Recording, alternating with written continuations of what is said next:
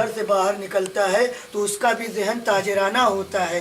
ارباب مجلس، چونکہ گھر شجاعتوں کا تھا، چونکہ گھر اہل علم کا تھا، چونکہ گھر اہل معرفت کا تھا، چونکہ گھر صاحبان تقوی کا تھا، جرأت تھی، ہمت تھی، بچہ بھی وہاں سے خود لے کر کے گیا تھا، سکھانے کی ضرورت نہیں تھی،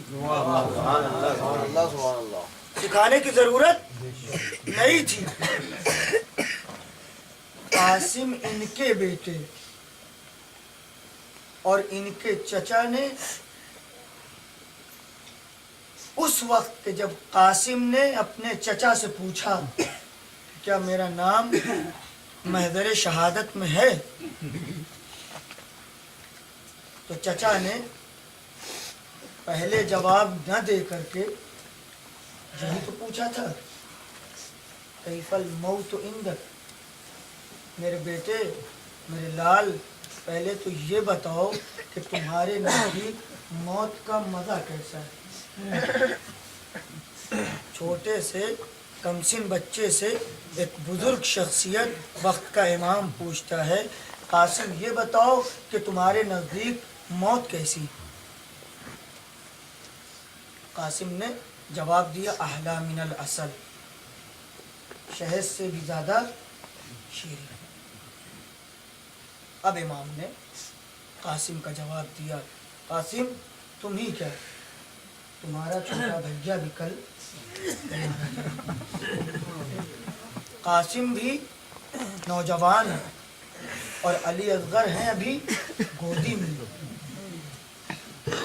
قانون جنگ یہ ہے کہ کوئی نابالغ جنگ نہیں لڑ سکتا، اور جب نابالغ جنگ نہیں لڑتا تو اس کے کپڑے بھی، اس کے خود بھی، اس کی تلوار بھی ایسی نہیں ہوتی کہ جو جنگ میں جانے کے قابل ہو۔ کربلا میں قاسم جیسے بچے اتنے تھے کہ جن کے بدن پر جنگی لباس نہیں تھا۔ جب صبح ہوئی اور ماں نے بیٹے کو چچا کی خدمت میں اجازت جنگ کے لیے بھیجا تو چچا نے اجازت نہیں دی۔ اب اس کو نہیں دہرانا ہے، توجہ چاہتا ہوں، چچا نے اجازت نہیں دی۔ قاسم محزون و مغموم عمود خیمہ سے سر کو لگائے بیٹھے ہوئے ہیں، اور ماں آئی، بیٹا غمزدہ کیوں ہو؟ بیٹا کیا بات ہے؟ آج تو شہادت کا موقع ہے، آج سب اپنی اپنی ماؤں کو سرخرو کر رہے ہیں، بیٹا جاؤ جلدی کرو، تیری ماں منتظر ہے۔ نوجوان قاسم ایک مرتبہ ماں کے چہرے کو دیکھتا ہے، اماں میں بدنصیب ہوں، اماں میں بدنصیب ہوں۔ ایک مرتبہ ماں کا دل تڑپ گیا، بیٹا جس کا باپ معصوم، جس کا چچا معصوم، جس کا گھرانہ معصوم، بیٹا وہ بدنصیب ہو سکتا ہے؟ ہاں اماں میں بدنصیب ہوں۔ کیوں بیٹا کیوں بدنصیب ہو؟ کہا اماں میں چچا کی خدمت میں بار بار جاتا ہوں، جنگ کی اجازت چاہتا ہوں، مگر وہ مجھے جنگ کی اجازت نہیں دیتے۔ اماں بس آپ ہی چلیے، سفارش کر دیجئے کہ چچا مجھے جنگ کی اجازت دے دے۔ ایک بیوہ ہے دکھ دیدہ، یتیم قاسم، یتیم قاسم ماں کو سفارش بنا کر کے چچا کی خدمت میں آئے۔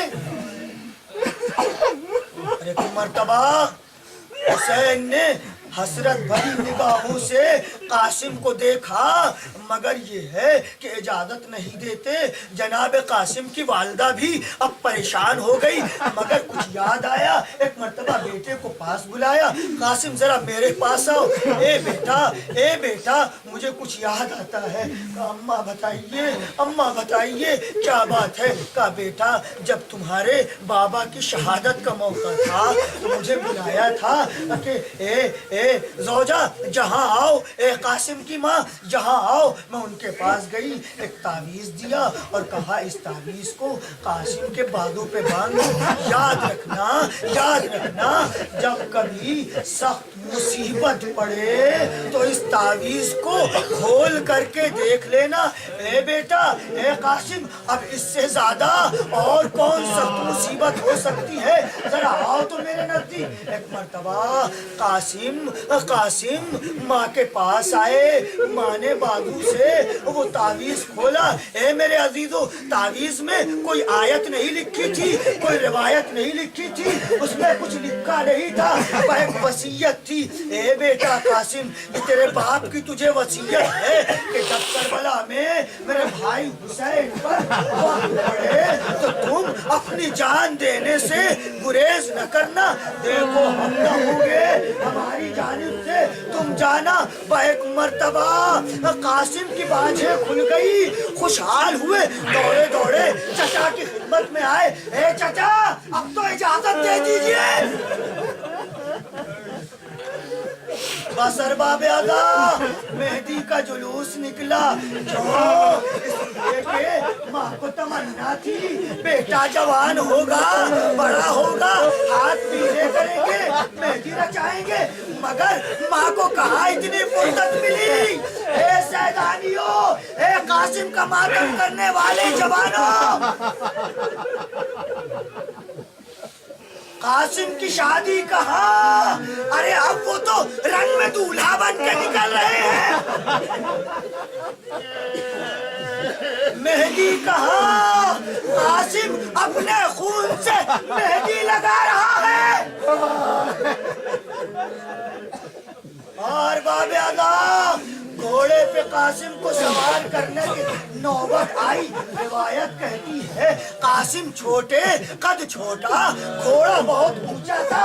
عباس نے قاسم کو گودی میں لے کے گھوڑے پر بٹھایا. اے باب ادا دل سے دل جب ملا ہوگا تو کتنا دھڑکا ہوگا. ارے میں جس کو پشت فرس پر سوار کرتا ہوں ابھی وہ اپنے خون میں نہائے گا.